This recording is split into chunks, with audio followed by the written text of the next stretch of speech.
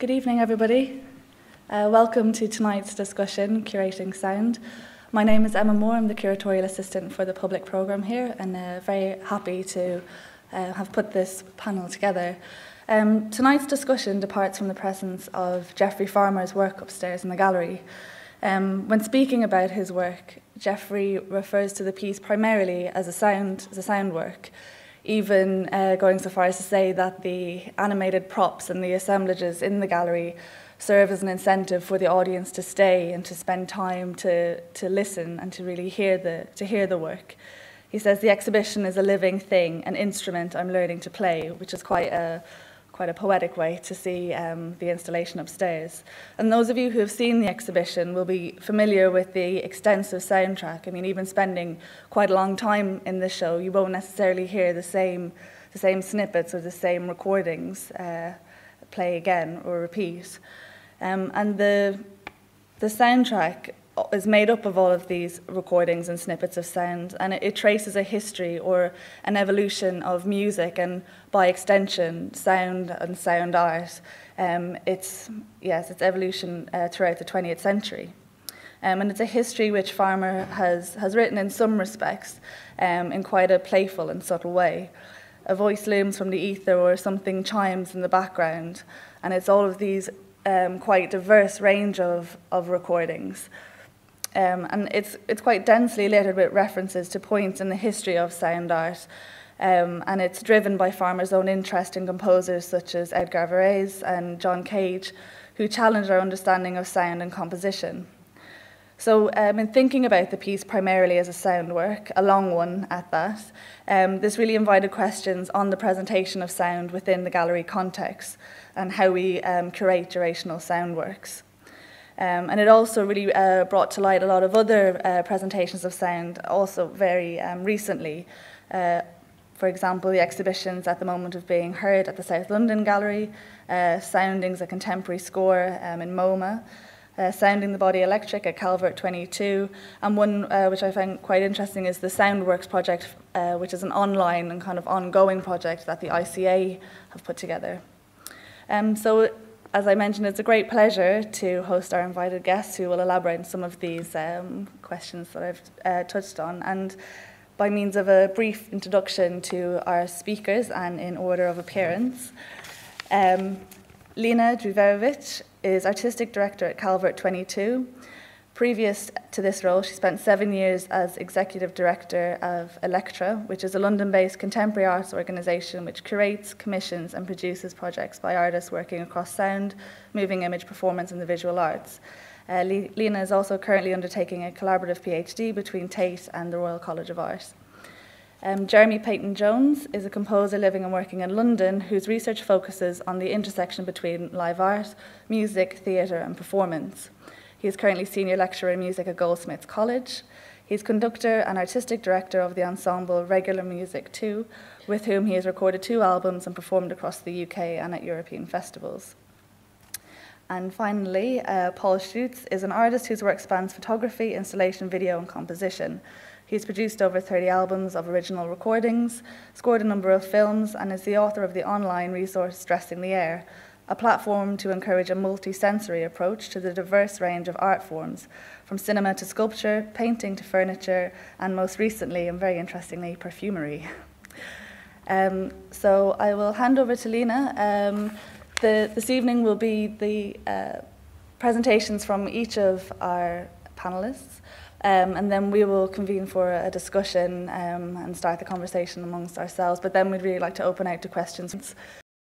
We are recording and also live streaming the event, so if you can hang on for the microphones, we have 2 roving mics, so if you can hang on to the microphone for your questions, that would be great. So I'll hand over to Lina, and thank you all very much for coming.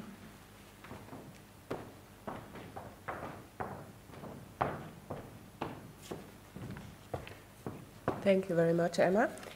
Good evening, and it's a pleasure to be here. Thank you very much for inviting me, and I'm especially happy to have been able to see these 2 exhibitions, which are both fantastic, and it's a wonderful starting point to discuss some of these issues, the Geoffrey Farmer exhibition. So I haven't timed this, so if I go over my allocated time, please feel free to let me know. So what I'm going to do is go over some models that I have identified of ways in which sound-based practice enters the visual arts space. And just to give you a little bit of background where I'm coming from with these ideas, I spent a long time curating cross-disciplinary work. When it comes to specifically talking about sound, I'm a little bit specific when it comes to terminology. For me, the term sound art is quite problematic. And I hope this is something that can come up in the discussion this evening, because I'm curious to know what everyone else thinks. For me, sound art speaks of something that's about the medium of sound, about the materiality of sound only. And somehow, for me, it excludes many other practices that are much more, in a way, free-flowing and connective to other forms of practices. So I like to use the term that Douglas Kahn uses, which is the arts of sound.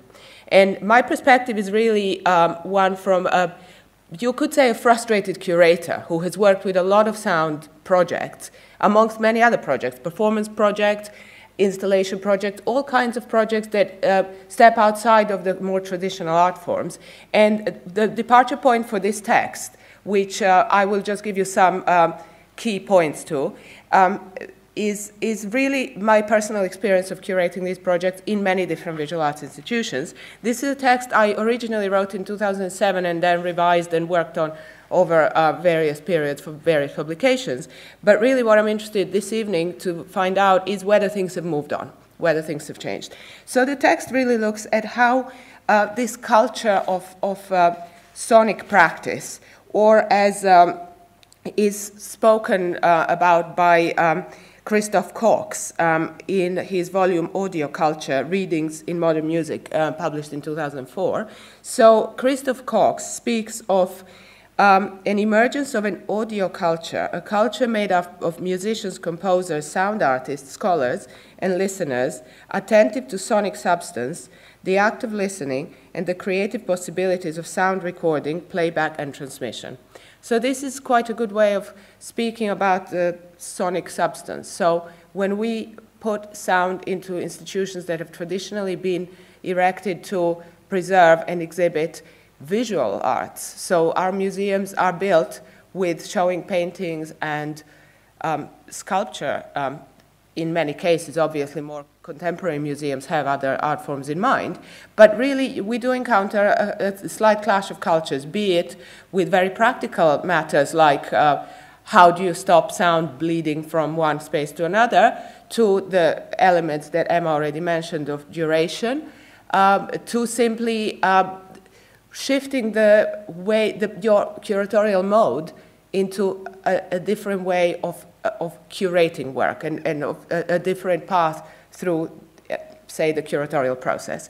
So in my time at Electra, which is the organization that Emma mentioned, which I co-founded together with a colleague, Anna Hilde Nesset from The Wire magazine, we founded it in 2003. The idea behind Electra was that it would connect different disciplines.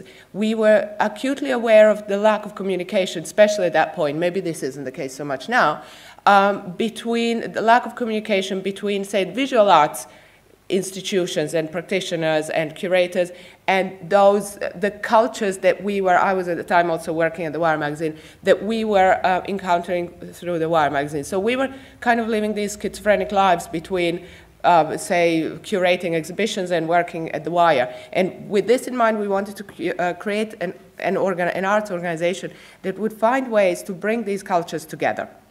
And I ran Electra for 7 years, worked with spaces like Tate, South London Gallery, many different museums where we put in a lot of projects, many of which incorporated sound. And I encountered many situations, and I'm going to just point to 8 models that I'm aware of.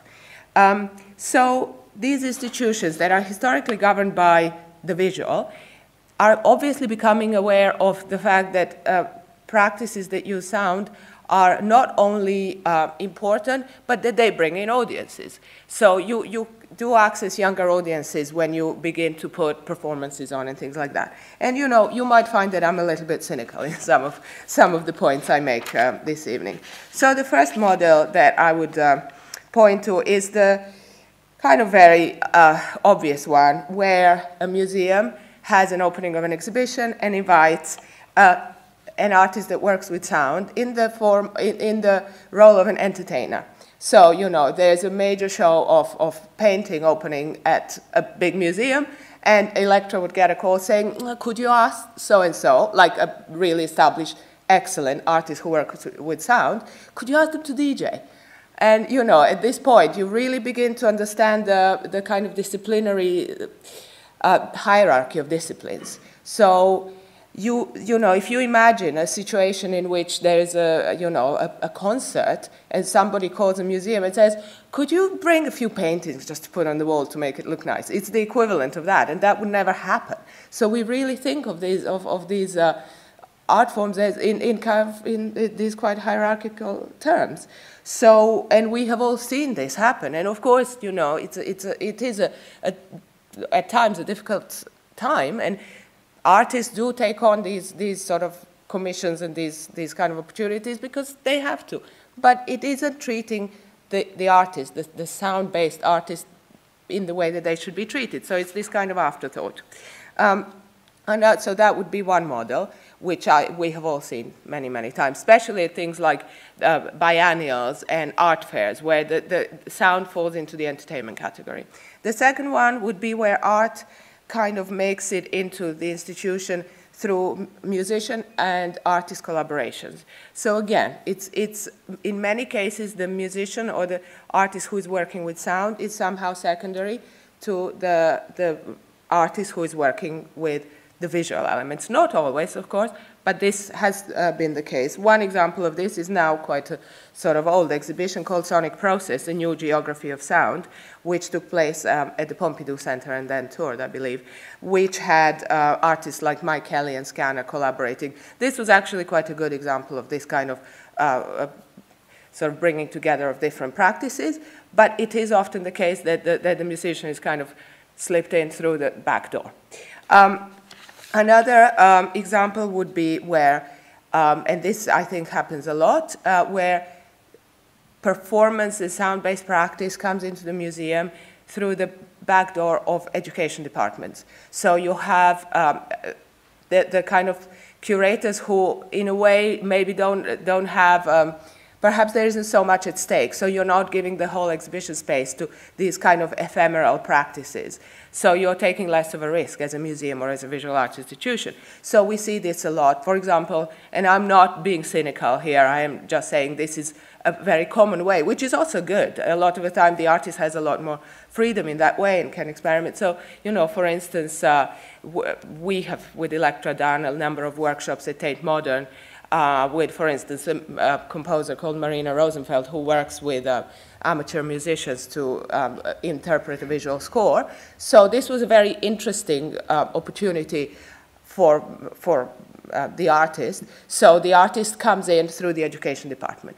There's also a lot of kind of late night events now that the V&A does, the Tate does, these kind of places, just to mention a few, where it's kind of bringing, perhaps aiming to bring younger audiences into the museum through nights like Late at Tate, for example, these kind of things. So it's, again, kind of bordering on entertainment. Kind of somehow there's still the sense of some kind of hierarchical thinking there. Another model which we see a lot of is rock and art shows.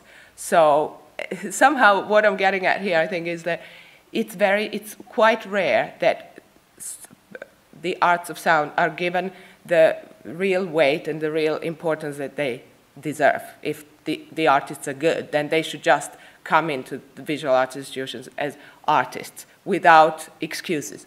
And often I have seen exhibitions where it's about art bands. So it's about kind of this confluence of perhaps sort of whether it's punk rock and sort of visual arts practices, that kind of thing. So, for example, Music is a Better Noise, which was on in 2006. and Sympathy for the Devil, Art and Rock and Roll since 1967, which was on at Modern Art Chicago. So exhibitions like this, they kind of bring, it's very specific, it's kind of thematic. But again, it's kind of bringing in sort of, it's an excuse to bring sort of, rock into the museum, but it's very it's put into quite a narrow box. And then another model, which is, I think, perhaps more respectful, is exhibitions that are seen as sound art exhibitions. Again, this is really good, and I think there are many, many excellent examples, going back to an exhibition called Frequencies in 2002, held at Frankfurt Kunsthalle, to a number of very, very strong exhibitions, the Hayward exhibition many years ago. But again, I think it's ghettoizing. It can be ghettoizing. The recent MoMA show, I think, is a good example of this kind of work. So again, my question remains, can we just begin to see more sound-based practices, and what are the issues that we need to be facing here? Is it to do with the fact that genuinely museums aren't geared up to show this kind of work, or are there other issues at play? Is it simply something that isn't seen as important enough that it should be brought into the museum at that high level and perhaps collected? So I think that's where the real sort of distinction comes in. Sound and vision shows about the senses, again, thematic, again, putting these kind of practices into a small category. So there's been a number of shows about synesthesia, for example, works like what sound does a color make, was looking at the fusion of vision and sound in electronic media by the independent curators, International ICI, visual music at Smithsonian Institution, Son et Lumière at the Pompidou in 2004 and 2005. So again, this kind of investigation of the medium in a very interesting way, but again, with a small kind of, maybe, we still need to keep it contained. So what do we hope to see? And this is where I really hope that to hear some kind of interesting examples of new, interesting models. So what I think would be very important is to begin to look at how the visual arts institution is treating sound in terms of collecting. I think that is where we really see institutional commitment. So when I was doing this research, at the time there were something like 5 or 6 works at the Tate collection. This was quite a few years ago that were sound-based works. Now I think it's better. I mean, we've seen the Bruce Nauman exhibition at the Tate some years ago, and we've seen works that are coming in. But what does it take for institutions to really seriously consider these kind of works as art? Not sound art, not art of sound, not something art, but just art. And I think that happens in many ways through excellent artists. We do see this. We do see the work of Christian Markle, for example, being taken very, very seriously. We see Harun Mirza in many different exhibitions and situations. We see Geoffrey Farmer. We see Susan Phillips. We see Janet Cardiff. So I think it comes, but my question, I suppose, for the rest of the discussion this evening is, what does it take systematically commit to these kind of practices, to encourage them, to foster them, to commission work, to seriously commission work, and to collect work. So I hope that I'm going to learn this evening a little bit more about some positive examples, perhaps more recently than some of my examples. So I think I'll just stop there. I don't know how I'm doing for time. Okay, great. Okay, thank you.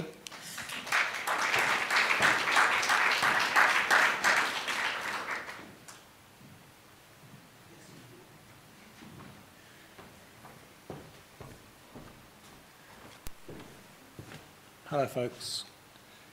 My name is Jeremy Peyton-Jones. I'm a composer, and I teach composition. And I'm very pleased to be invited to come and talk here about sound and sound art. You might have chosen, for example, from where I teach, some colleagues of mine who are much more involved themselves in making sound art and using electronics and making this kind of work, whereas I work more in the area of live performance, of acoustic music and the interface with live performance and theatre. But I think that's why Emma invited me, because to kind of put this in the context of the theatrical and the performative aspects of sound. And that's what I wanted to talk a little bit about today. I'm not going to be talking really from a curatorial point of view, but more aiming a few thoughts at those who are involved in the creation of this kind of work, of sound art, using sound and putting it in a new context. Thoughts about how that is presented, because I think this is very important. In my own work, I think a great deal about the way that that music is presented, the way it's presented to an audience. And in a talk that I gave recently, it's called Sound as Theatrical Action, or Sound and Music as Theatrical Action. I was focusing very much, and this is what I do in my own work, on the actual performative aspects of creating music. And to kick that talk off, I started with two very opposing quotes. And I think it's worth giving them to you now, because I think there are parallels, direct parallels, with people working with sound, and I want to kind of tease those parallels out. So the quotes were these, and as I said, they relate particularly to more conventionally what we might describe as music. And they're quite extreme, as you'll see from this one. This is attributed to Arnold Schoenberg. Now, it's only attributed because I'm not sure that anyone's ever tracked down and said he actually did say this. It might be apocryphal, but it's a very good quote. And it kind of illustrates a certain attitude to music. The performer, for all his intolerable arrogance, is totally unnecessary, except as his interpretations make the music understandable to an audience unfortunate enough not to be able to read it in print. Now, here's an idea, the concept that music is a very, very pure thing. That, in fact, you could appreciate music if you could simply read the score. And you don't even need, if you could understand it from the score, you don't even need to hear it. Now, that's quite an extreme position to take. And the very opposite to this very nice quote I found from Baz Kershaw, who's a performance theorist, that it's a fundamental tenet of performance theory that no item in the environment of performance can be discounted as irrelevant to its impact. So this is the idea that actually it's not only the performance of a piece of music, but it's everything about that performance. Who's performing it, how they perform it, what actions they take to perform it, how we engage with them as performers, the space in which they're performing it, the audience that's receiving it. And I want to make, and finally there was a third quote which kind of summed up this idea that I was trying to get at, that there's more to music than what you hear. What we see is as much a part of the music as what we hear, which I feel obviously is very relevant to the combination of sound and image and sculpture and visual art. So, bearing that in mind, I want to try and make this connection across to sound art. I think sound art's an incredibly exciting area. As I said, I'm mostly an acoustic composer myself, but very recently I've worked with an electronic sound artist, Kath Matthews, and that was quite a step for me, and very much a deliberate step, because I was very interested in kind of this hugely expanded world of possibilities from electronic sound, music concrete, where you're sort of recording real sounds and manipulating them and changing them, or electronically produced sound. But this area of work, I think, raises really interesting questions about how the work is presented to the audience. And I want to give today a few examples which I think illustrate a kind of spectrum of how sound and electronic music is presented to the audience from one end of the spectrum where simply you're not seeing any of the performance aspects or the way the sound is created. It's simply coming out of two loudspeakers. And that is very often our experience of a lot of electronic sound. I was talking to Paul earlier, who's going to be speaking in a minute, about a lot of these conferences and presentations and festivals of electronic sound artists, and you go and hear their work, and what you see is somebody sitting at a laptop, and there's nothing else to see. There's no visual stimulus, and there's very little connection between what they're doing and what we are hearing. And it's because of this capacity for sound, electronic sound, to be entirely dislocated from its source. Now that makes it very exciting. I was very struck in Grayson Perry's recent Ruth lectures, the first one where he talked about that we're now in the end state of art, this concept that really, when we're working in the avant-garde arts, we have to accept the fact that pretty well everything is being done. As soon as you get the concept that anything can be art, then it's very difficult to kind of move beyond that or move outside it and say, here's a new thing which I'm proposing can be art, because if you've accepted that anything can be art, then you are simply kind of in that state where it's quite difficult to be very innovative and new. And of course it's the same in acoustic music. I think it was way back in the 60s that Christian Wolff, a colleague and close friend of John Cage, said to John Cage, John, I think we've tried everything now. And that was in the early 60s. So we, as creators, are faced with this world where we have to engage with that concept, that we either recycle or we reference the past, or we are aware that if we're using a musical style, new complexity or post-minimalism or spectral music, that really it's a kind of style. The avant-garde becomes a kind of style that we use. But in the area of sound art, I think the field is much wider open because there's so much potential possibility of what you can do with sound. Now, of course, John Cage himself was the person who opened our expectations of what is appreciable as art in the world of sound by illustrating that anything, any noise, any sound is worthy of being considered art or music if we pay attention to it in a certain way. And so, again, this opens up the possibility of virtually any sound being possible to be put into that performance aspect or exhibition or event, or to have an audience. And so the field is very wide open. But the issue, and I think there is an issue, is that as soon as you start using sound in that way, and you can take it out of its context. You can, what often happens is you record it, you manipulate it, you play with it, you adjust it, you put it through various processes to change it, and you represent it completely out of the context of where it started. I think that Geoffrey Farmer is a very good illustration of that. There's a rather wonderful thing we're witnessing up here. We're witnessing the sounds from Frank Zappa's life. And here they are in a gallery in Nottingham. And they're completely out of their context.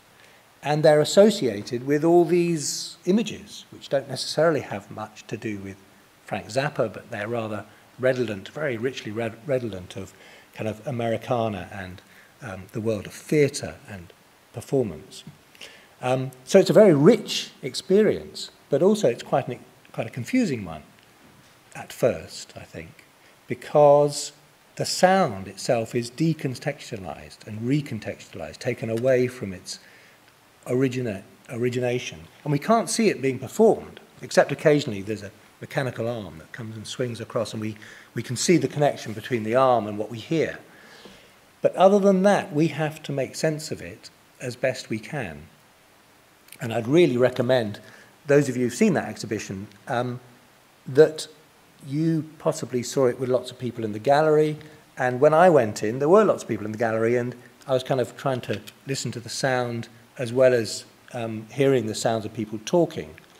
And it was only when I sat and listened and the gallery emptied, and I sat for quite a while, that I really appreciated the totality of that piece, with the sound kind of bouncing around the space, and the context became clearer.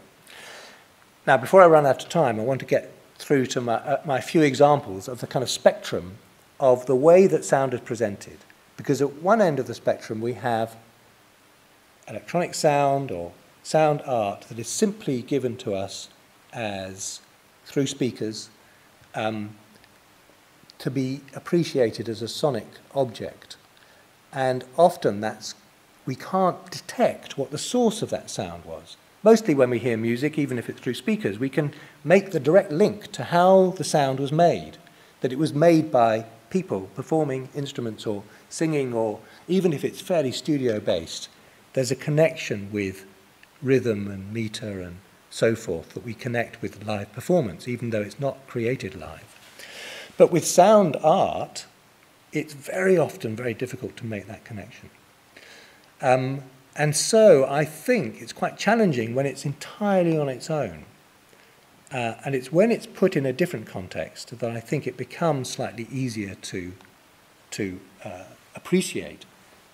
So my examples are, one end of the spectrum, Phil Niblock, who's a sound artist who makes these wonderful sound pieces, which he makes by recording real instrument and multi-layering them to make huge, dense textures of constant sound. And the recordings are multi-layered, and each layer is kind of detuned slightly. So there's a wonderful, rich, dense sound. And this is designed to be simply played through speakers or listened to on headphones as the only sound object. But I was very fascinated when I heard a talk by Phil Niblock, and when I've seen his work online, that he is also a filmmaker, and he makes documentary films about real people in real situations, and they have no soundtrack to them. And when he came and talked about his work, and he talked about this piece called Poor, which is a sound piece, he just happened to have one of his films running along in the background. He didn't mention that they went together, and he didn't acknowledge that they went together, and they don't necessarily go together. There's no syncing between the film and the sound. But I'll just give you a short little clip of it, and you'll see on his website and on this Vimeo example of this work. This is a sound piece called Poor, but here he calls this combination of it with the visual China 88. And here it is with that rather wonderful film that he makes of people working.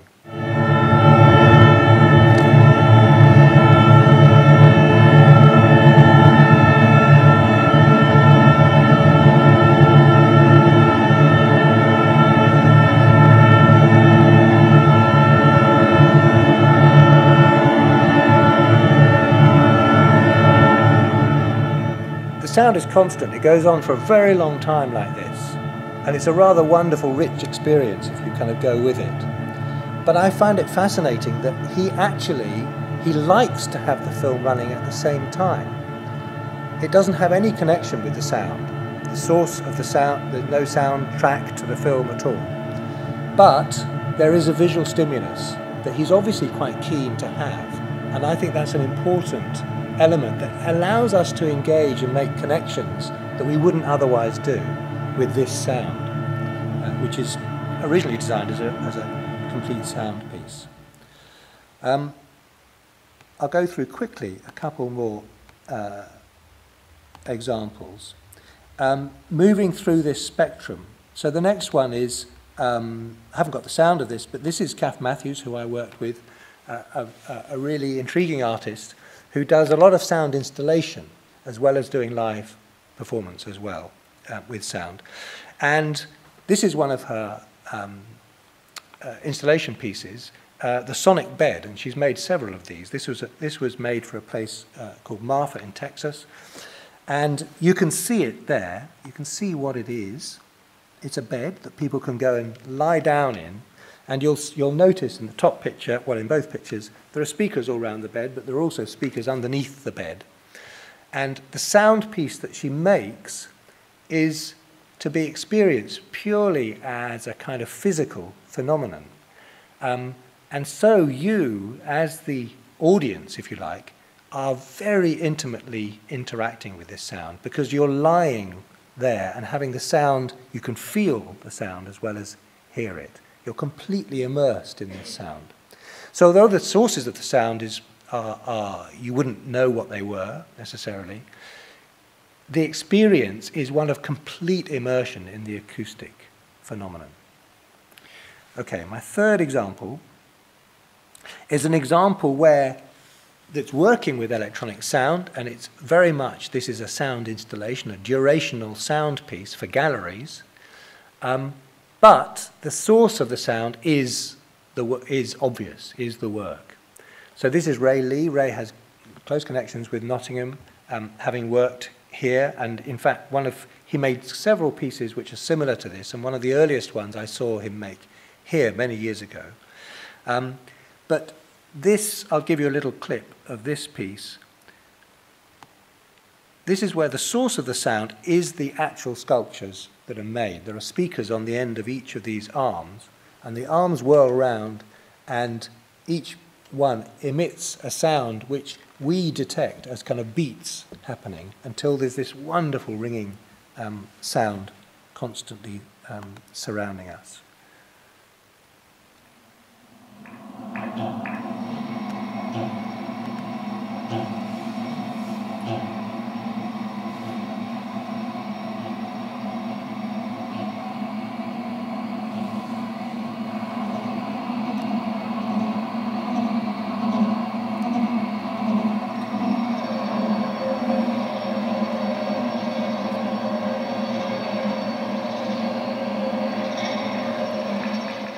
So my point here is that the sound is the important thing here, but the image is very important too, but the connection between them is very, very close. It's not disassociated, it's not dislocated. It's absolutely present there. And finally, my final example brings us right through to the area of live performance.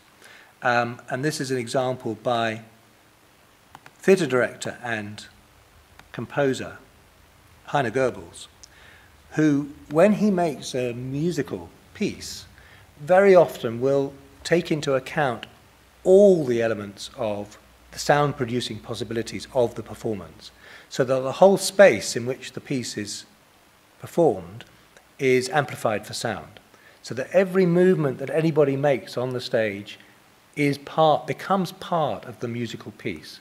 So sound, the whole range is from noise, from scratching, from walking, from throwing things around, as well as playing instruments and speaking, become all a part of the same thing. And the spectrum is very, very broad. So here is, and I'll just play a short excerpt from this, where people are simply moving around, and then I'll move to a bit where they're playing their instruments.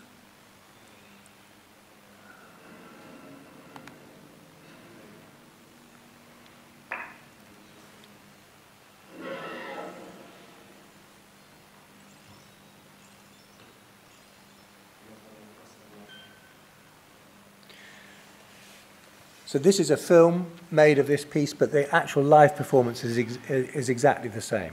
I mean, we're seeing close-ups, but it is a staged performance that happens exactly the same. And I'll just move it forward a little bit to where people are playing instruments.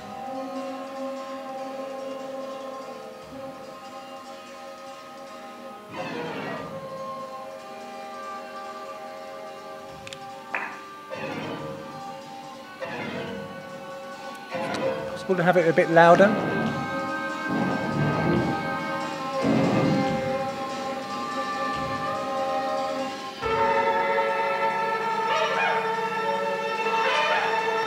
and then a little later when they are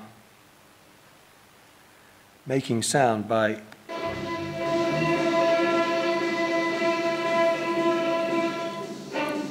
playing instruments, but also moving around the space and throwing things at objects on the space.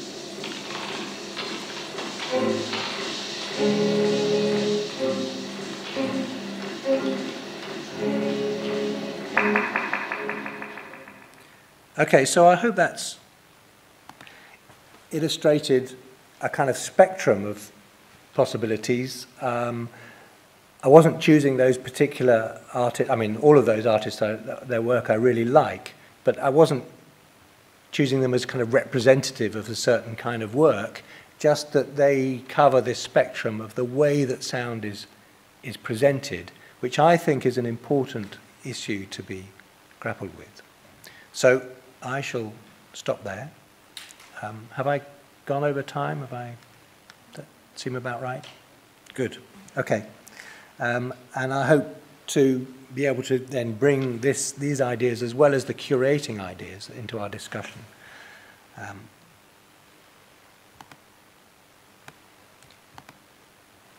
So if I get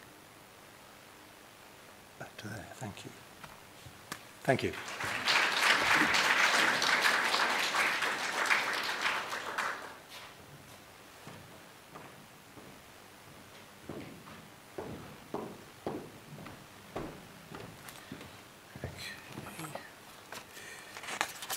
Right. There was a slight dilemma of whether to just follow or to slightly react to what's come on before, but Heine Goebbels I was going to also mention because he totally rocks, and if anyone had the good fortune to see Stifter's Dinger in London earlier in the year, it was very interesting because it brought all of the elements that we saw there, but with no performance. It was completely automated, and you could opt for the sitting down and watching, I think, the 70-minute playthrough, or you could go and watch the thing and actually walk around and through this completely automated scenographic kind of spectacle, which was astonishing.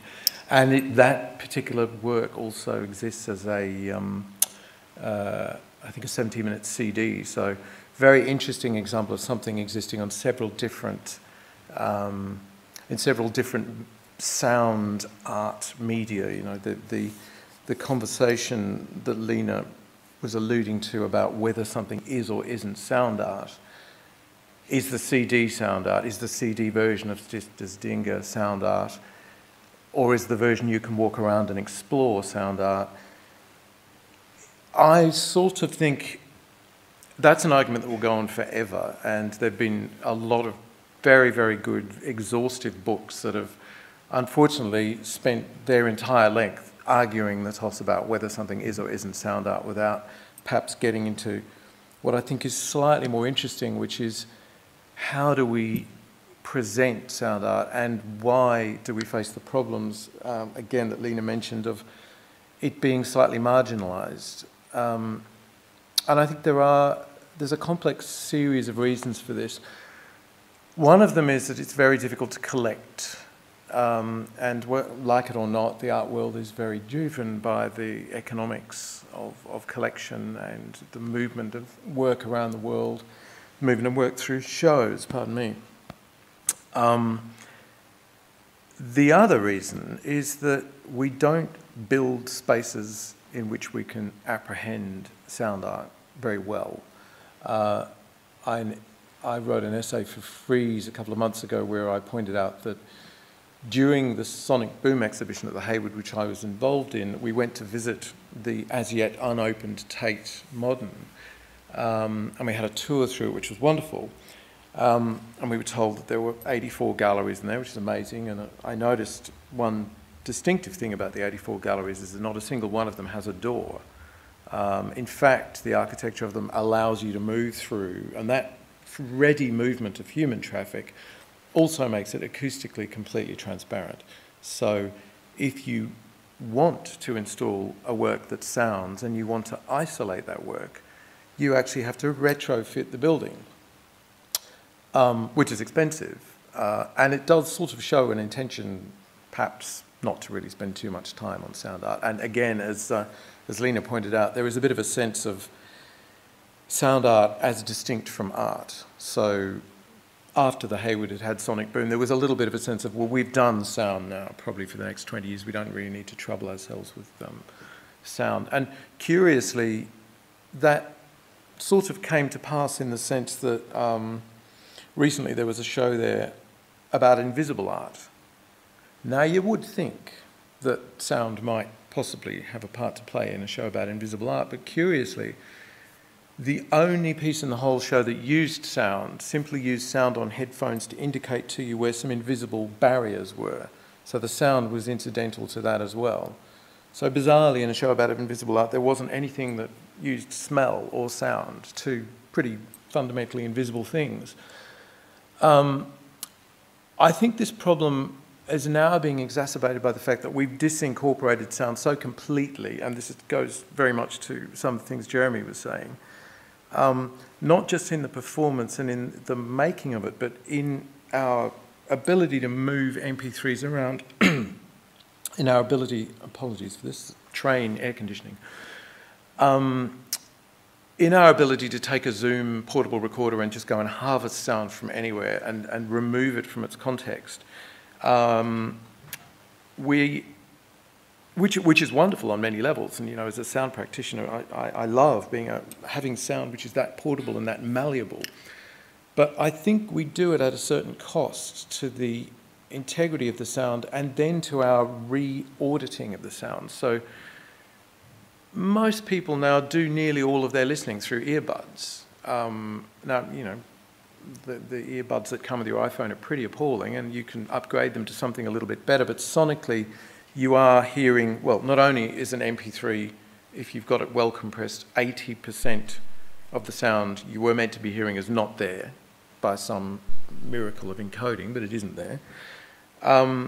The earbud is only reproducing an incredibly tiny frequency range of the original sound. And we get used to that. And if it's a sound we're familiar with, if it's a guitar or a drum or a voice, we'll fill in what we're not hearing. Or we'll fill it in with an imagined replica of what we're not hearing. But a lot of the physical impact of the sound is completely removed. So, interestingly, Emma asked me if I wanted to play some examples for this, and it would be great to play examples, but the two examples I would choose of why we are losing elements from sound would only bear out the point I'm going to make by not working. One would be an example by a composer called Steve Peters, which is a piece called Emanations, and it is a piece that just exists on the absolute threshold of audibility. What he has is he's in a small blank white gallery space, and he has several microphones and a mixing desk, and he has the microphones set so they'll feed back, and he has the desk just at the very, very edge of you being able to hear anything. So most of the time there's just this faint, high-pitched sound of a mic about to go into feedback, but not quite. And it's the most astonishingly delicate, fragile, beautiful thing. But the only way I could play it to you would be through a surround system in a completely silent, acoustically appropriate room. The other example, and this goes a little bit also into the question Lina was talking about, what is sound art? My definition of it is, I think, probably as broad as hers is becoming focused. I would argue that a lot of performative music is also sound art, in that it is pushing the limits of pure sound well beyond the kind of functional aspects of music. It's beyond entertainment. It actually becomes a kind of physical experience which is confrontational and quite transformative. So the other example I would suggest, which also I couldn't play for the same reason, would be a live performance by the Swedish math metal band Meshuggah, who, I don't know, some of you might know them, but they specialise in astonishingly precise, incredibly loud, rhythmically very, very complex music, which really only works in a concert situation. And it is basically like surviving having architecture thrown at you for 2 hours. I mean, it's astonishingly exhilarating. And I think as radical and inventive as anything that you will hear made kind of more sanctified art kind of context. One of the problems with losing the sights for these sounds and also having to, if we're going to put them into a gallery space or a performance space which isn't designed for them, is we have, which we've had in so many sound art exhibitions, 20 pieces all in the same room, all playing, and we just kind of go, well, let's make a virtue of the sort of morphing, random remix of it all.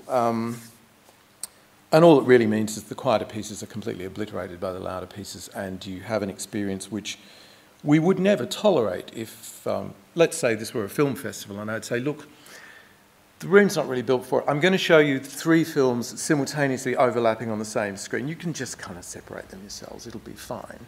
Now, everyone would think that was a kind of insane idea, but it is actually pretty much what happens at the majority shows.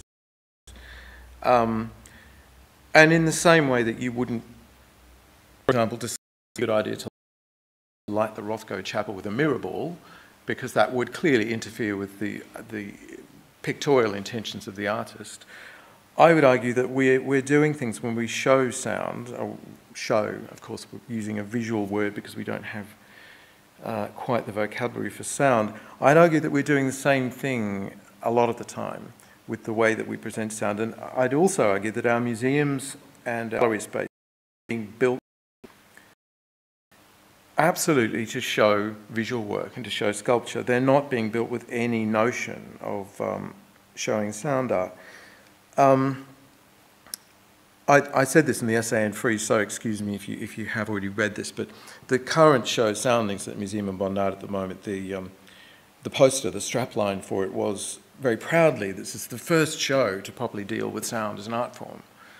And, you know, it's a kind of extraordinary statement to be even vaguely pleased about or want to make, because you think, well, how on earth has this important museum with a pretty good sound only come to doing this now?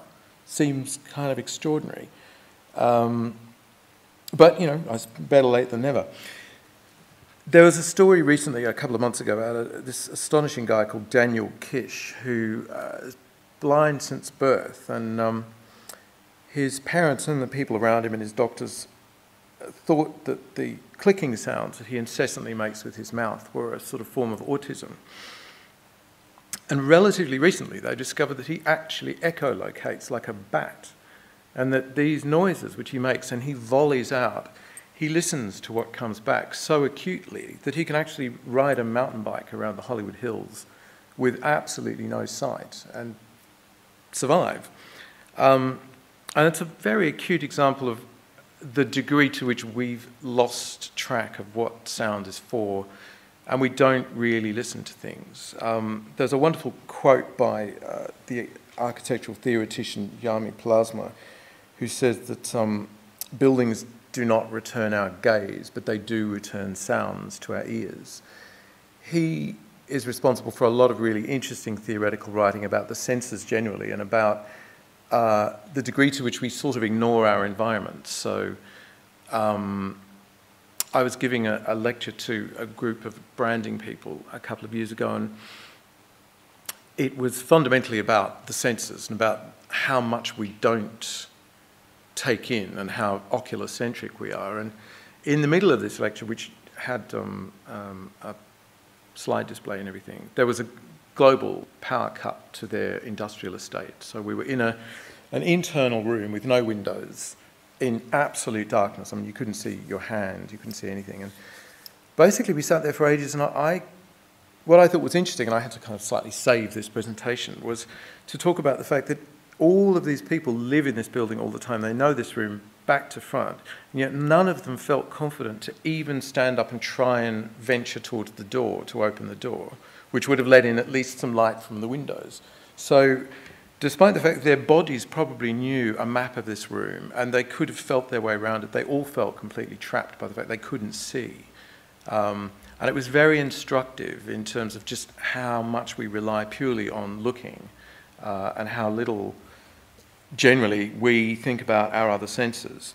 I went into once a church in Berlin, very, very old sort of Romanesque church which had a cupola and 4 semi-cupolas on either side of it.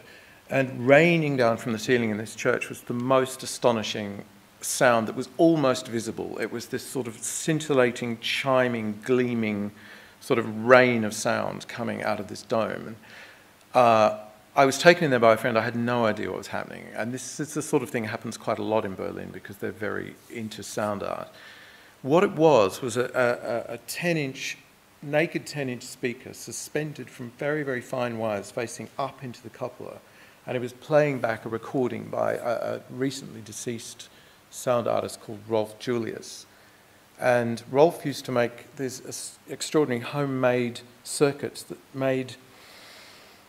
He had a sort of grammar of sound, but it really sounded largely like insect noise of all sorts of tones and colours. And he would use the spaces where he made these tiny little homemade speaker setups as part of the instrument. So this church was part of the piece. The piece wouldn't have worked anywhere else, and certainly not this well. So that piece couldn't have been transferred into a museum, however well equipped the museum was to house it. And I think this is another thing that we, perhaps in sound art, should be thinking about, is that if the spaces are not being built for it, and they're not, and we have, you know, now countless museums which have to be expensively adjusted in order to accommodate sound art, then perhaps we need to start finding the spaces in which it works. And that can be some performance spaces which are great. It can be, you know, purpose-built temporary pop-up spaces. But I think if we wait for the art world to accommodate sound in the way it should, for sound to be developed and nurtured the way visual art has been, we're going to be waiting a long time. And, you know, we need to crack on because, yes, it's not going to happen probably in our lifetimes. I wanted to, just on that subject, this sort of American school of dronal art. I mean, a very interesting thing happened in contemporary composition between America and Europe, which a lot of people, I think, still blame on Pierre Boulez, and that is that generally in Europe and in France particularly, there was a movement towards astonishing levels of compositional complexity, and people also argued that this was possible because there was funding that enabled them to rehearse these complex works. Whereas in America, we had a lot of drone work, which was very minimal, and we also had the Steve Reich and Philip Glass school. But people like Tony Conrad and Lamont Young were producing these astonishing experiential sound works that were durationally, well, in Lamont Young's case, pieces were supposed to go for years. And they were basically about being in a space with a sound that would change your physiological perception of both the space and the sound. So it absolutely required a specific space to be turned over to the work.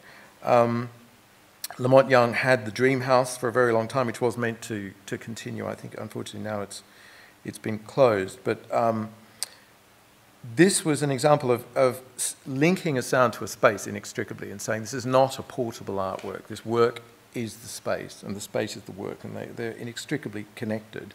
It's not like a painting that can be picked up and moved.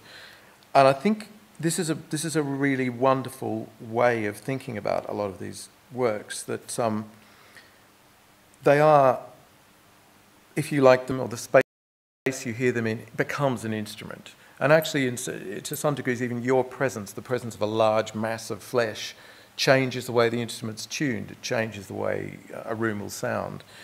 There's a fascinating French composer called Eliane Radigue who recently celebrated her 80th birthday, and she was making drone pieces, very, very long drone pieces, which again tended to affect experientially the way you heard. If you move your head at all and you have a continuous frequency, the frequency changes because its relationship to your ears and the room and the walls change. She's recently started all of this electronically for decades, using acoustic instruments to reproduce these effects. And I was lucky enough to see a concert, which is part of her 80th birthday celebration in Christchurch, Spitalfields, where she used oboes and cellos to produce these continuous tones. And but she most importantly used the building. And it was very interesting that concerts moved across 3 different venues, and she spent a great deal of time with the players in the venues from 8 o'clock in the morning, getting everything to work in that space and working out positions and what have you. I think this is such a huge open-ended subject. I could go on endlessly, but I think it would be really good if we can have a conversation. So what I'd say just in closing is, it seems to me with this dilemma of our losing our sense of sound's incorporation and losing our sense of sound's fidelity, that one of the roles sound art could hopefully play now is to reconnect us to our relationship with pure sound outside of art. It could actually be a vehicle for that reconnection, which would be a wonderful thing. Anyway, thank you very much, and I think we're going to have a conversation. Should we go there?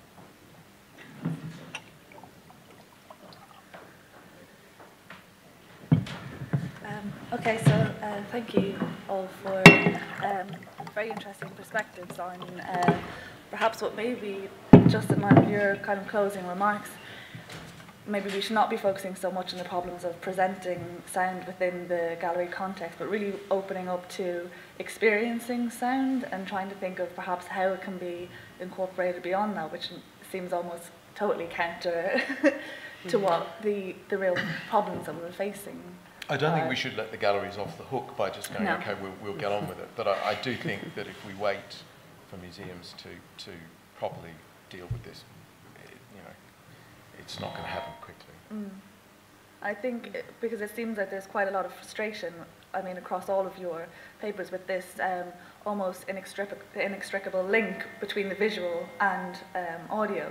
It's like a real trepidation to sort of divorce ourselves entirely from having something to visually really involve ourselves in, instead of just occupying a purely audio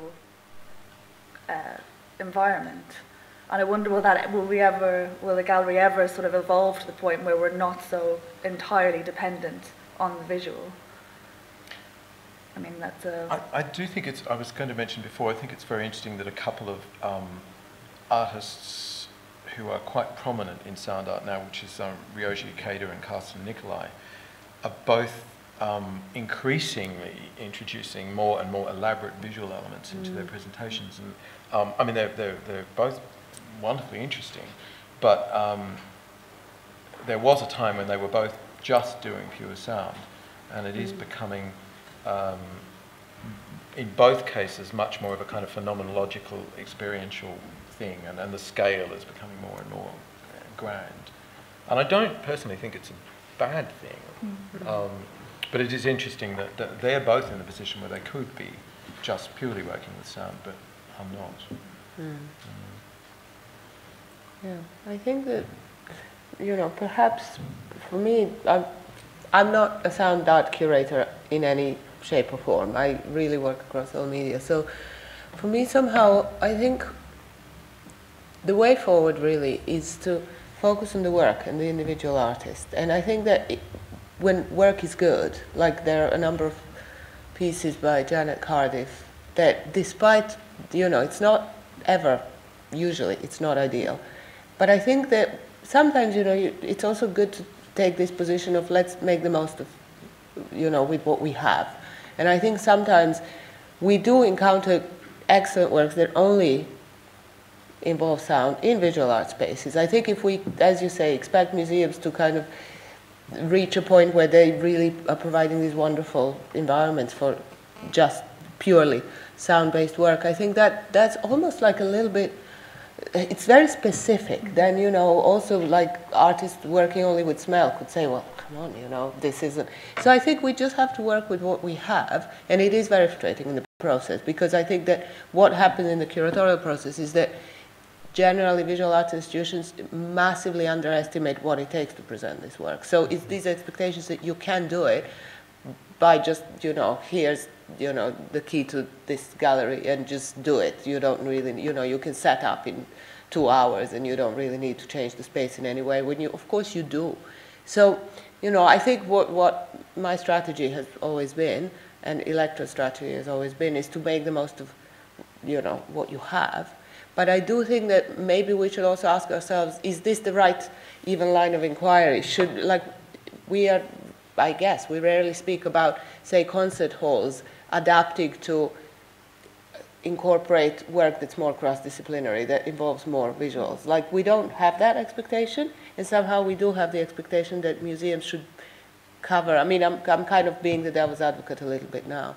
But actually, curiously, I mean, concert halls have adapted hugely to accommodate elaborate audiovisual installations. I mean, you know, nearly all concert halls now have substantial multiple projection facilities, and I mean, there usually was the expectation that they could, you know, adapt to some level of scenographic kind of movement, and now that that has all become digitized, it's getting easier to I mean, it's a much easier thing to do, to go the other way, unfortunately. Yeah, it is. The issue is enabling the artist to completely engage with the space in which their art is presented. I was very struck with your example of that sound on the very threshold of audibility. But that artist has to work very particularly with that space and to be able to control the space. Well, so the feedback is caused by the space. Well, exactly, actually, yes. Yeah. But also be able to control the listening experience so that it's not going to be invaded by extraneous sound from outside. There's got to be some kind of control of it. And so galleries are always going to struggle with this. And the concept of a group show of sound artists just doesn't work, does it? Because of this thing you said of them all not having the space or the environment that they require in order to be appreciated. I think, I mean, there's a very good group show on at GA Arts in London at the moment called Noise and Whispers, which by necessity, all but one of the pieces is only audible through headphones, which is the same thing that you had to do at Calvert for the Polish show. But that's absolutely fine. It's a small gallery with limited resources. It's an opportunity to hear it or not hear it at all. It's more the museums, I think, which are going to do some substantial show or a monograph show, or whatever, where there is the expectation of a slightly more authoritative, legitimate sort of presentation. And, you know, the smaller galleries have the option of just showing one piece, but that's a difficult thing to do. Yeah, it is. I think the bottom line is, if the resources were there, not even necessarily just in terms of space, but sometimes it's in terms of a budget for a show and the time that it takes to develop it. Like, I think taking into consideration soundproofing and adapting the space and planning all of that is going to take a lot of time and a lot of money, simply. And even with limited resources, say with the Tate, all the galleries being open plan and not having doors, just to address that is just going to take a very long time and a lot of money. So I think that is one way in which museums, I think, can sort of compensate for the lack of natural spaces in which sound could be shown. But that is what's lacking, I think, that, you know, doing a show that's sound-based or predominantly sound-based doesn't necessarily come together with, okay, we need to really allocate a lot more because it's going to require this, that, and the other. And that's where the problem is, that often, maybe because it's ephemeral, maybe people think it's easier to put it on. I don't know. Somehow, because like a painting or a sculpture is this object, maybe, you know, it appears to be like a bigger deal to sort of install. But actually, it isn't at all the case. I think so it's also, there's the broader cultural problem that, I mean, any of us, you know, we live European cities, we know that there is almost no soundproofing in any building built before 1960. And it's very interesting because that is a huge problem. I mean, we're all used to ridiculous levels of noise pollution. I think culturally, if we had expectations even of our domestic environments that were where they should be in terms of architecture and the building trade, that would spill over into all environments, including galleries and museums. I mean, you know, I was in a presentation of Christian Marclay's The Clock, and sitting as it was going, and I could hear the reception desk and the phone and the banal conversations going on. All the air conditioning in here. Yeah, I mean, it's a kind of extraordinary intrusion, and that's very, very basic, because they sort of felt, well, all we need between you and this 24-hour experience is a curtain. But I think it's a cultural way of thinking about the information that we have from all our senses, not just from the ears. And something that maybe is, in thinking about experience and how we experience sound, and some of what you were talking about was very much a personal experience that you experience on your own, and something that's kind of interesting as a sort of counterpoint to that maybe is how, in some respects, easy sound is, as it can be kind of like, it's malleable, it can be kind of worked with, is producing work online and how you can curate sound online. I mean, there's been a number of projects where artists have been invited to curate a program which exists solely online, and then you experience that, and only one person experiences that, say, with headphones or whatever it is. And I don't know if that's another way to sort of to work with sound as a medium in a very sort of personally directed way, perhaps. I don't know if that's... Well, I think in a way, I mean, people making their own Spotify lists is a sort of online curation, and people making now, and there are large archives of found sound and field recordings online that you have access to, so... Yeah, I think it definitely expands the field, but it's a different form of engagement, I think. Maybe you relate to it differently if you're at home on your own to when you go specifically to a gallery or a museum for that kind of experience. It's just a different engagement. I don't know, I personally don't have much time for that sort of stuff. That's just there's me. Not much, it doesn't become part of a dialogue, does it? Because it is so solipsistic and completely, and it doesn't go any further than you. Yeah. So however interesting that may be, I think until it's being shared and becomes part of a conversation, it doesn't have that much value. Yeah. But like a lot of music, there's various ways in which you can engage with it. And with sound, like your example of the Heine Goebbels Stifter Ding piece, exists in several versions. You can go and interact with it as the installation. You can get a recording of it and listen to it just as a sound object, as it were. And that's always been the very same. Different experiences. They're very different really experiences. I mean, you can also with black on white, you can get a CD and listen to it, or you can go and see the show, or you can watch that film. But I mean, it's always been thus, hasn't it? I mean, music is like this. You can go and see it live. You can see it you can experience it in various different ways. My point there was just this the vexed issue of, you know, are any of those three manifestations of that sound art? Or are none of them? And actually, does it matter? Does it matter?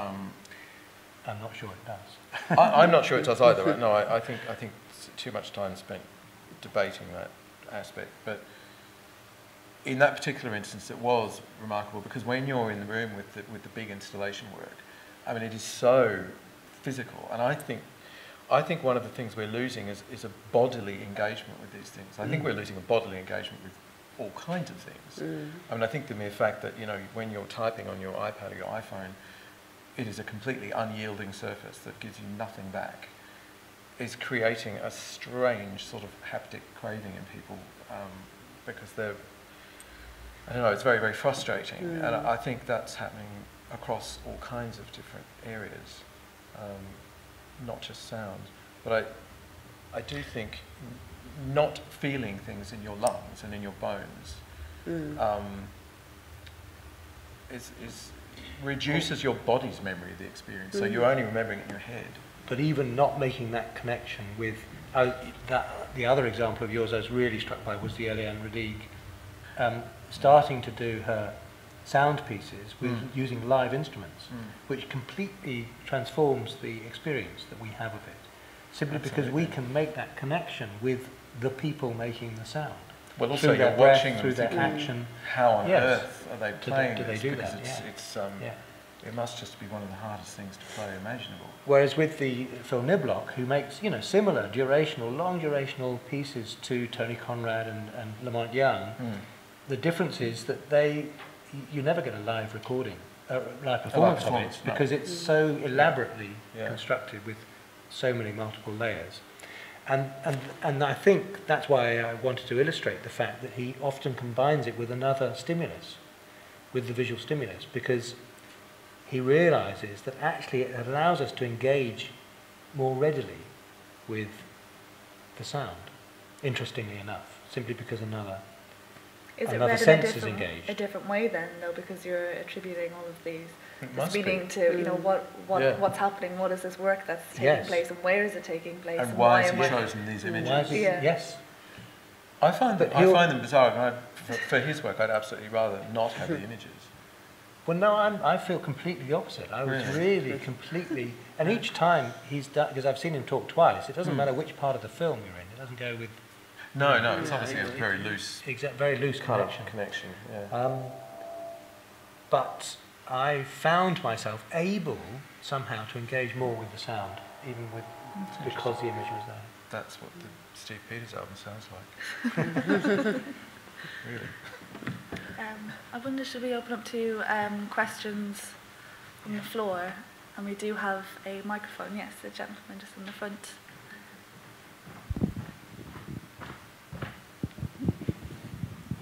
Is that right? Yeah? Yeah, okay. I came here with an open mind. I've actually enjoyed the entire evening, both from your, if you like, your negative view to your positive views. I actually think that the next thing that we'll explore more is sound in various forms. It just so happens that I've just been treated by a new therapy called high-intensity focused ultrasound, for example. Use of sound waves to cure cancer. So from that to even developments, I happen to know, I'm an ex-Imperial College man, that at the Blythe Gallery at Imperial College upstairs, there's a sound lab, and there's a lot of work involved with looking at, for want of a better word, we would call sound art.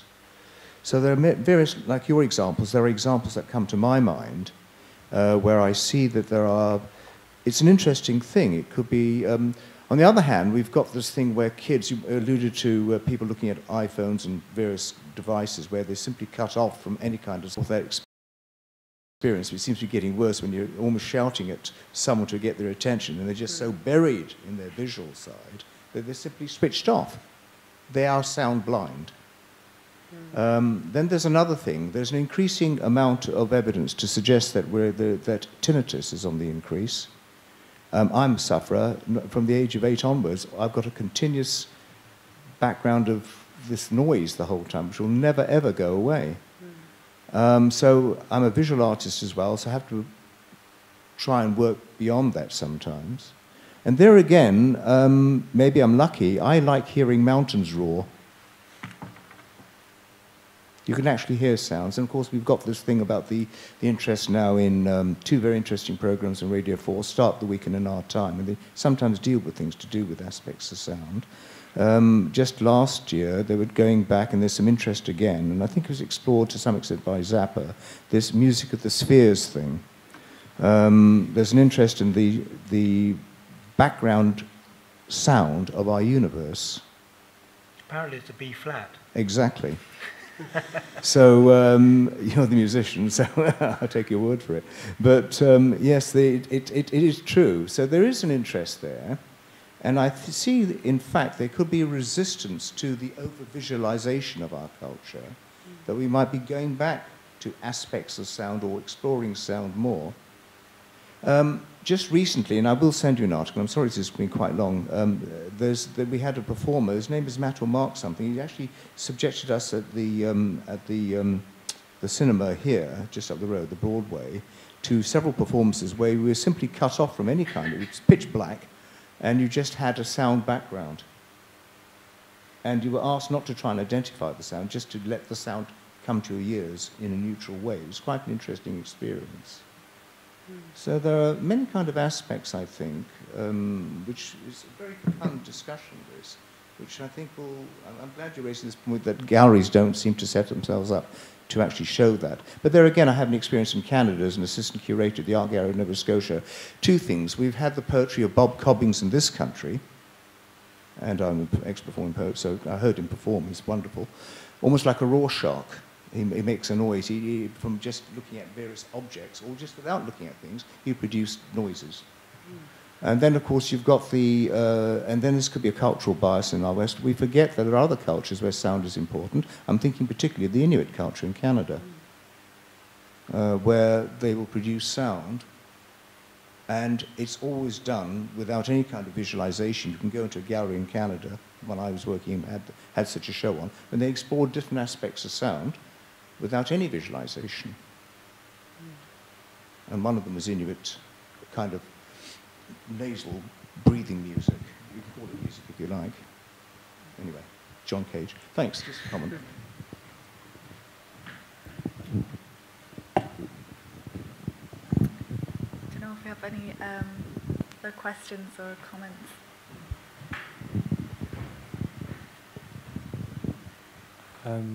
Is that okay? Can you hear me? I have a couple of really practical questions. I was in conversation with someone who is working on a new build, some new gallery spaces, and what would be the kind of practical measures that they could take in the planning of those new spaces which would allow greater capacity to show artists using sound? So yeah, a very practical thing. What could they do to the gallery to improve its ability to not display, but show sound?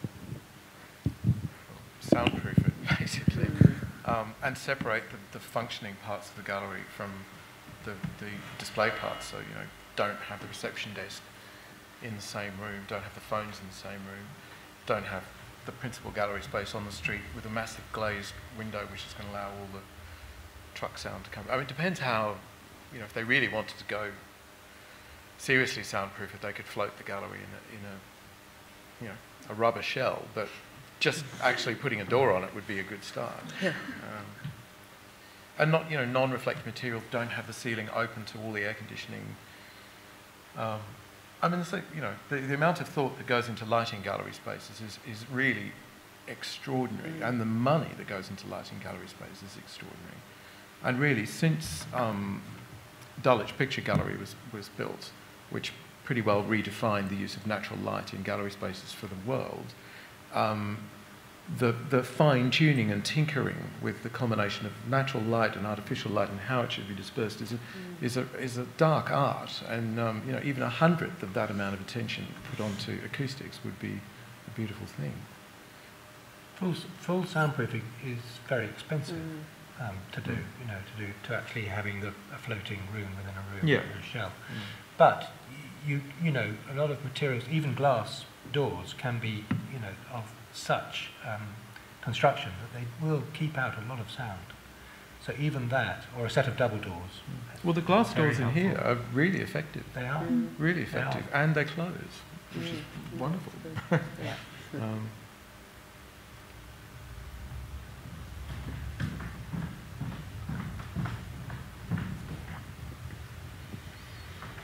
Okay, Caroline Long. Can you hear me? Yes. Hi. It's really refreshing to hear you talking about environments that are friendly towards sound art. I'm an artist that works with sound, and I think it's not just about keeping sound out, it's also thinking about sound moving through space. I actually use water with some of my sound sculptures. I send sound waves through water, and so that you can visualize sound. And I actually performed a live performance in this space in 2011. I rehearsed with 2 musicians for about 3 weeks, and we brought the piece to this room. And when we did a final rehearsal here, the effects were just about 20% of what we were seeing in the other space that we were rehearsing in. The other space was upstairs in an old mill-like building with a wooden floor and open windows. And this space is like a bunker, and it stops sound.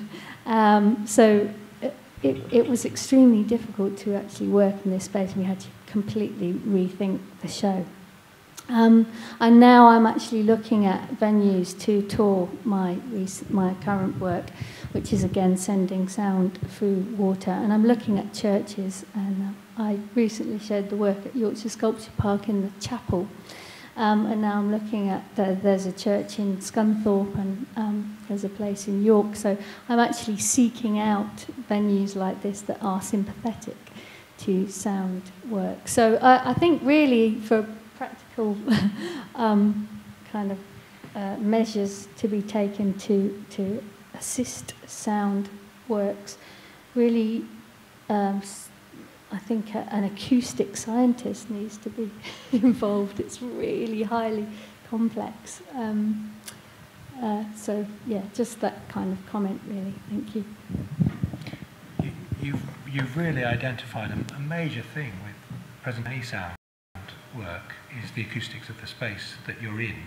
And very often a modern performance space like this is designed to be quite a dead space, which is then manipulated through amplification. But if you're using acoustic sound, it becomes very difficult. And clearly what you're doing really revels in a very, very live, resonant, large space. Like churches are wonderful for that.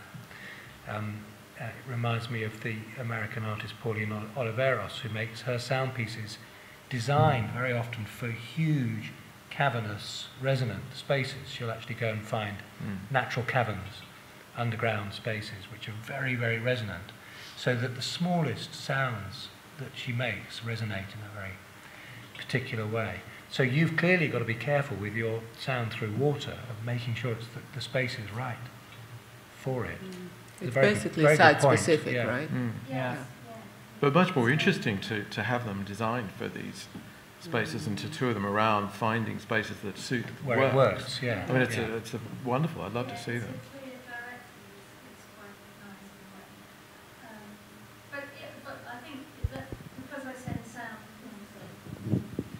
I think because I send sound through water, it's a clear example of how sound moves through liquid and also through us, through our bodies. So, and you were talking a lot about the physical experience of sound. I think it's really crucial that we're allowed to experience that. You know, it's a big part. It's not just about what happens through the ears. It's about what happens through our bodies as well. And, you know, spaces help or hinder that process.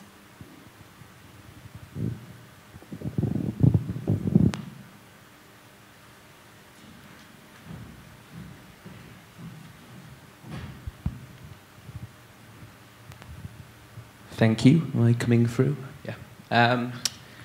It's no secret that avant-garde acoustic music has a trouble getting an audience. Right, and the debate has been quite mainstream. I've heard it on BBC Radio 3 even. That there's a surprising willingness on the part of the audience to experience very challenging stuff in the visual art world, whereas, you know, the musical analog, Stockhausen and beyond or whatever, people are sort of not, you know, people struggle to accept that in the same way. And I'm just wondering what you think of the possibility of the art gallery to maybe mitigate, and title of sound art, to mitigate some of these sort of unwanted elements of the acoustic music in the concert hall world, right? And what galleries could potentially do to help maybe reorientate listening, and introduce and produce sounds to audiences that they wouldn't otherwise have, you know, brought themselves dared to hear. So yeah. It's kind of what you were talking about before, of the idea that museums bringing music in or sound in as entertainment, and that can work, but you do then, in doing it, make that divide, don't you? Yeah. So it's a sort of double-edged sword, really, because I completely agree with you. I mean, I think there is far more visual articulacy than there is musical or oral, but it's also got something to do with the fact that you can take in a picture quickly and then bugger off. If it's a 3-hour bit of improvised jazz, you've got to sit through it, and that's, I think, really, it is just a matter of attention spans. I'm quite interested in it's a little bit of a different angle to kind of juxtaposing the worlds of sort of sonic practice and visual arts, but if anything, really interests me in that kind of meeting point, it's the difference in basically the visual arts is historically all about the singular author and one person. Obviously now we see a lot of collectives, but what I'm interested in sonic practice, or you could call it music, the range from music to less musical, is the improvising aspect and the collaborative aspect and the political implications of that. And I think that is what's most interesting for me in bringing the arts of sound, as I like to call it, into visual arts institution. And by that I mean moving away from the singular author and thinking about collaborative practices, thinking about what happens in improvisation, both in terms of the musicians and the audience, and how that can be somehow applied to, in a way, a democratizing process. And that it's the politics of that interests me a lot more than sound art, like what we tend to think of sound art. And I think there's something very interesting in that. They can be done, but it needs to be done carefully, because you still go to a gallery to see an exhibition by an artist, and when you go to see like some improv or a band play, you have very different expectations. And I think that juxtaposition is really interesting to me. I don't know if that in any way answers it. And the economies of it as well. And the economics is hard to get over, and it is at the root of an awful lot of this. Yeah. I mean, you have the problem where occasionally the art world will decide to sanctify some, edgy musical. So I mean, at the moment they've decided to sanctify kind of black metal, and it'll pass. But at the moment you're having these sort of extreme performances in gallery spaces in New York and sometimes in London, and it doesn't actually really work in the end, because it just becomes an entertainment, as you were saying earlier. It's just as though they suddenly decide they're going to have, lavender-flavoured cocktails that week. And goes, yeah, this is the new thing, and the next week they're over. So I don't think the way it's done now will do what you are hoping. I mean, there might be another way. I mean, it was interesting. You were saying before that this one was saying about the feeling sound through your body, and that's really it's a good thing. The thing is, we feel sound through our bodies all the time, every day. If you're in a tube, if you're standing near a truck going past, it's constant. It's just that we've tuned it out to such a degree that we're not actually aware of it.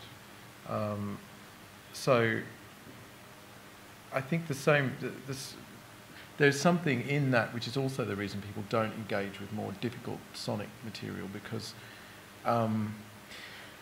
the quote that someone, I can't remember who made it now, that said, dirt is just matter out of place, which is just a fantastic thought. I would argue that a corollary for that is that noise is just sound out of place. So there is really no such thing as noise. Noise is just sound where you don't want sound. And if you start to think about all sound in that way, all sound, and you don't make the distinction between whether it's sound art or not, then I think all things, including the kind of music you're talking about, will become comprehensible. But it's a very big kind of cultural shift. I think there was a question from the gentleman here, and then...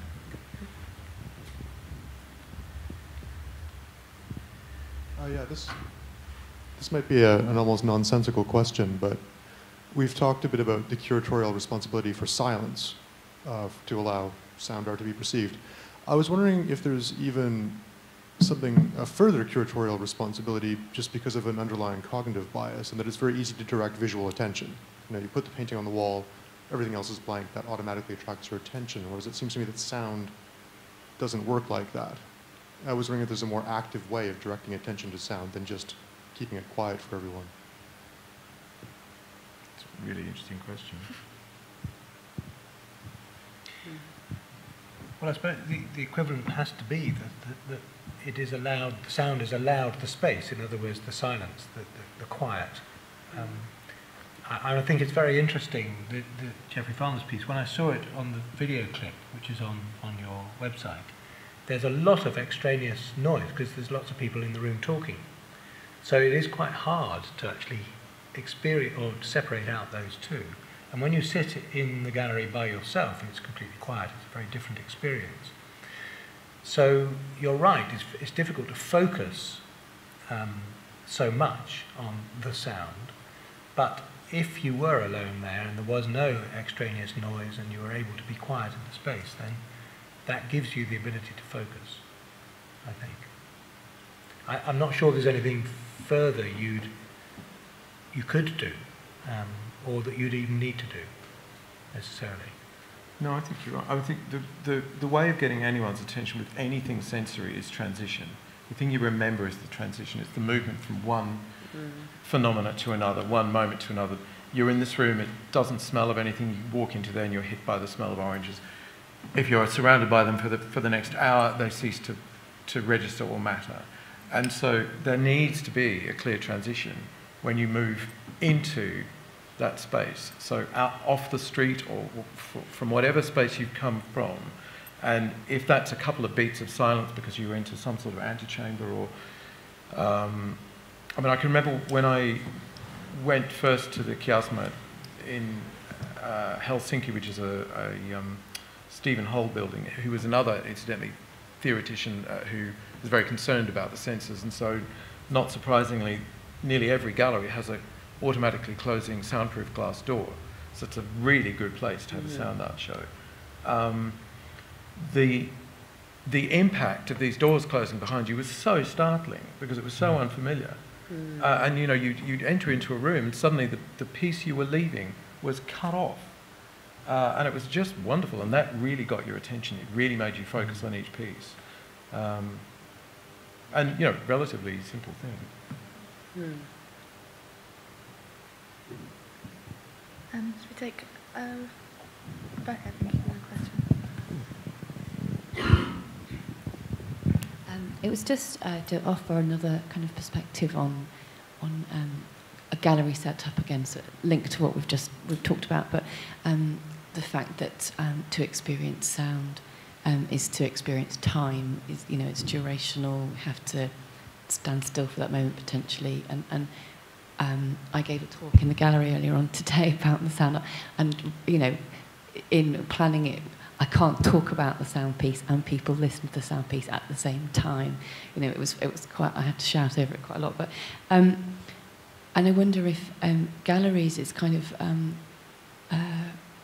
I'm not. This is kind of not a kind of judgment one way or the other, but that a lot of friends of mine have fellow artists and friends have sort of come to the Geoffrey Farmer, and the kind of recurring comment is, "Wow, I spent nearly an hour in there. You know, I just sat on the bench and people's kind of over and over again, completely absorbed by it. Partly because the sounds, because they're so sort of varied, are very referential for kind of memories. Use a lot of different types of sound, and lots of different types of engagement through music, speech, that kind of thing. So I think in some ways, I wonder if the way we flow through galleries, the way we move through space, how long we expect to spend in them, and what our kind of, you know, purpose before we even get in the building is, you know, and how we kind of how we expect to have an experience there ourselves is kind of we're already expecting that we maybe get through the gallery in about an hour, and then we'll get to the cafe and have some. So there's something about kind of slowing down visitors through spaces as well. Not only, obviously, the soundproofing will ensure a better experience, but providing seats, you know, that kind of thing. I think there's an encouragement in the Geoffrey Farmer to sit, and every time I go in, people are sat and kind of making full use of the benches. So it's another kind of aspect, or another side of the gallery kind of experience, I suppose. Yeah. Yeah, I agree with you. I think that's actually a wonderful curatorial challenge and opportunity.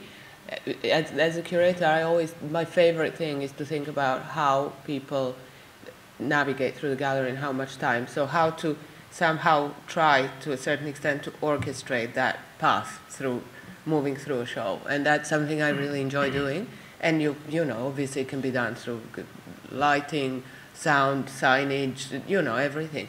But how wonderful it would be to have a purely sound, you know, sound-based show where you're really working with that, sort of how people, and also thinking about, which obviously is something we should always think about, how the works are in conversation with one another. So how you move from one to the next. It's just, again, the opportunity to do that it's so rare that you can do that as a curator with the sound show. You can with, you know, with many other media, where you're kind of mixing different media, you can play around with that a lot. But I've never had the opportunity to do purely a sound show and really like enjoy that part of the curatorial process.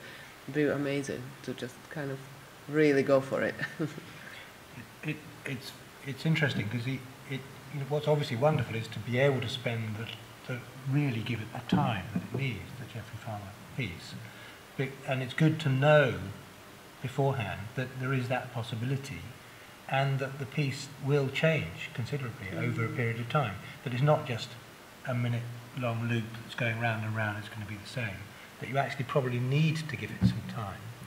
You mentioned Christian Marpley's clock piece, which is it's a very, very long durational piece, but you kind of know what you're going to get because you're going to get a whole 12 hours of time in that piece. So you kind of know that you need to give it the time to appreciate the piece, that it's going to be quite similar throughout, but it's constantly changing and it's going to go right across those. That piece wears its duration as a virtue, though. Absolutely. I think, you know, if you were Yes. if you were in the vexed position of having to do PR for a show with lots of 6-hour-long soundworks in it, you would probably err on the side of not mentioning how long they were.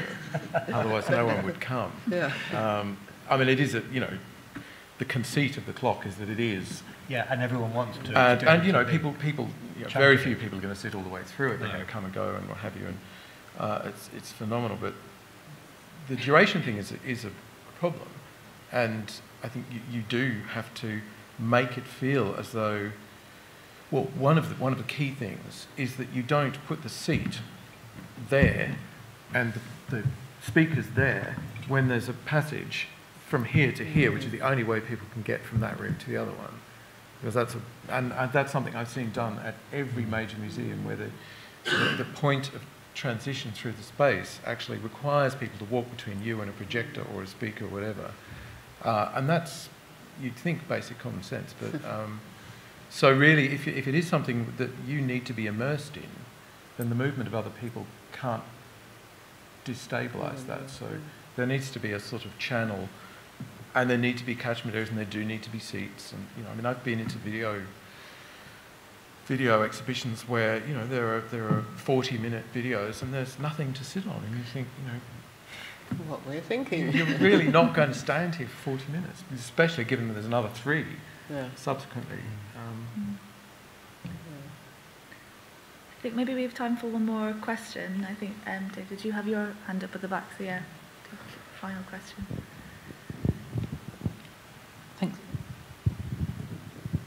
Thanks very much. I just wanted to perhaps put a word in to counter, not to sort of say it's never a good thing, but to counter the idea that to enjoy sound we need to be kind of separate from visual stimuli or sound from the outside world. So in a tradition that's probably considered musical rather than sound art, the Japanese onkyo. So it's an improvisation tradition in Tokyo particularly. But they consider themselves to improvise with the sound world. So they improvise quite quietly, but they will join in with sound of traffic, people outside. Even if someone in the audience coughs or talks, they will consider that part of the performance. And those noises or sounds open up new alleyways to explore. And then another example, a couple of years ago, AV Festival in Newcastle put on a performance of drone metal in one of the towers of the Tyne Bridge. And I didn't go, but I spoke to a lot of people who did, and all of them were struck, not only by the sound, but by the fact it was freezing, that you could also hear the traffic going over the bridge quite rhythmically, because it was a join, and that it was really smelly, it kind of smelled of damp, and also that it looked incredible. And all those things actually added to the performance rather than detracted from it. And one of my friends really focused on the cold and said, oh, you know, I was shivering and it was really intense, and it was, you know, that added to it in a way, even though it was quite unpleasant. And then I guess in visual arts, I'm not enormously familiar with this, but I'm aware there's kind of been a shift away from the idea of the white cube as a neutral space to present art, visual art, and the idea that we maybe might pay attention to the materiality of the gallery and also the kind of regimes of power and politics, economics that produce galleries, because they're not neutral spaces. And I wondered if there were kind of any parallels to that in sound art, so to speak.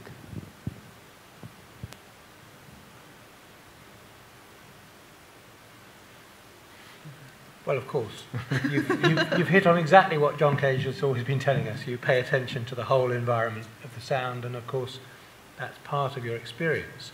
So you could, yes, easily say, well, if you go and see a sound installation piece, a durational sound piece, like the one upstairs, you're also engaging with all the other sounds, the sounds that people are making, the footsteps, their voices and everything. It's all part of it. I think it's an important point. But there are, I would also agree with Paul that there are certain things that galleries and curators need to do just to, you know, enable you to engage in the best possible way, while also allowing for that other stuff. But I sympathise with what you're saying. No, I think what you're talking about is a fantastic other thing. And it leads back to what the woman was saying about, you know, finding the right space for that particular work, and there is other sound being produced by the space, and you know, the concert in the bridge tower sounds perfect. I guess really fundamentally the point that I'm making is, in order, and this idea that we're moving away from white cubes, I mean, it happens every 3 years and then we move right back into them, so I'm not buying that at all. But in order for us to kind of hone and allow sound to become a more detailed, more articulate, more nuanced medium, we have to, not always, but at times, give it that privilege and isolation that we've been giving the visual arts forever. And I think it's, you know, it's, but I'm certainly not arguing that as an exclusive way of auditing at all. But I think for certain things, and in terms of educating us to how to listen, I think it would really help. I think the only way for that to happen would, and I keep going back to the economics of it all, but if you think about the visual art, the origins of it, it's through patronage and collections. Absolutely. So people want to have lovely objects that look good next to their sofa, simply, or in their, you know, castle or whatever. What is the equivalent of that would support that development of sonic practice?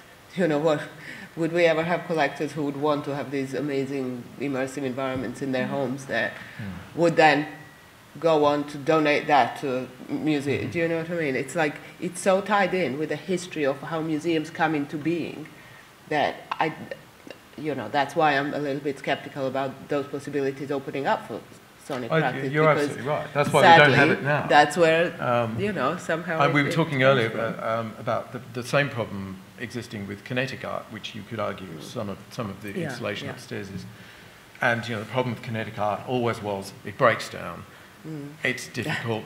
The components 10 years on are not even available to be replaced. You know, if you've got a fabulous 60s bit of psychedelic art, chances are you'd have to have every part of it machined, even if it had been built from junk at the time, to maintain it.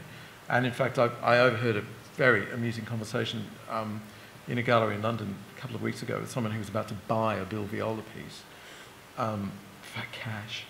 And his concern was, not unreasonably, that the medium upon which the piece was contained and through which it would be played would obviously date. You know, if it had been on a laser disc 20 years ago, is there even a player anymore? And one of the guarantees, one of the reasons this piece was so eye-wateringly expensive, was that the studio of Bill Viola vouched safe that they would update both the storage and the playback technology perpetually. And that was all part of the cost of the work, which was very interesting. So, but with kinetic work, you know, that's why there are so few collectors and why there's so little of it made, and the same with sound. Yeah. But I think that's great. I think it's really great. The whole thing about sound and performance is that it's ephemeral. It's time-based. Yeah. It's ephemeral. A performance is a performance, and once it's gone, it's gone. So it's the great thing about performance. And this idea that you can then fix a sound piece and have it the same forever. Yeah. Like a collectible work of art.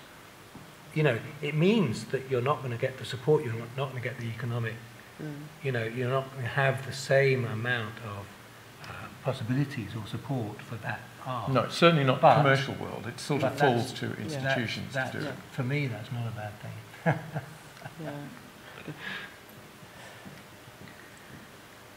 Okay, well, I think on that note, we'll draw the evening to a close. Just have to say thank you very much to our panellists, Lina, Jeremy and Paul, and thank you all very much for coming. Thank you.